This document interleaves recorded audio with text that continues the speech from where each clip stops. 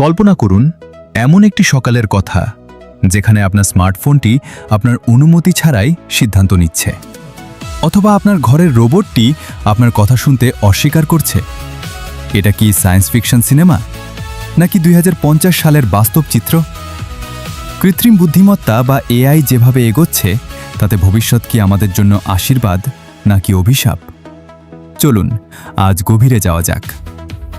বিজ্ঞানীরা বলছেন সিঙ্গুলারিটি এমন একটি সময় যখন এআই মানুষের বুদ্ধিমত্তাকে ছাড়িয়ে যাবে।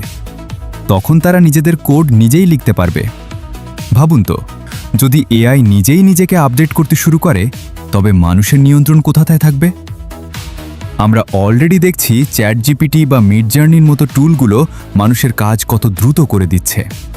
ভবিষ্যতে কি ডাক্তার, ইঞ্জিনিয়ার বা এমনকি ক্রিয়েটরদের জায়গা এআই দখল করে নেবে? নাকি আমরা তাদের সাথে তাল মিলিয়ে নতুন কোনো উচ্চতায় পৌঁছাবো? এখন এমন প্রযুক্তি আসছে যা দিয়ে মৃত মানুষের ভয়েস এবং স্মৃতি ব্যবহার করে তার একটি ভার্চুয়াল রূপ তৈরি করা সম্ভব। এটি কি প্রিয়জনকে ফিরে পাওয়া, নাকি প্রকৃতির নিয়মের বিরুদ্ধে যাওয়া? এআই আমাদের শত্রু নয়, সহযোগী। কিন্তু লাগামহীন প্রযুক্তি সবসময় ঝুঁকির। আপনি কি মনে করেন ২০৫০ সালে মানুষ এবং এআই কি শান্তিতে বসবাস করতে পারবে?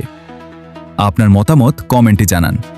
ভিডিওটি ভালো লাগলে লাইক দিন এবং এমন আরও ইনোভেটিভ ভিডিওর জন্য সাবস্ক্রাইব করুন।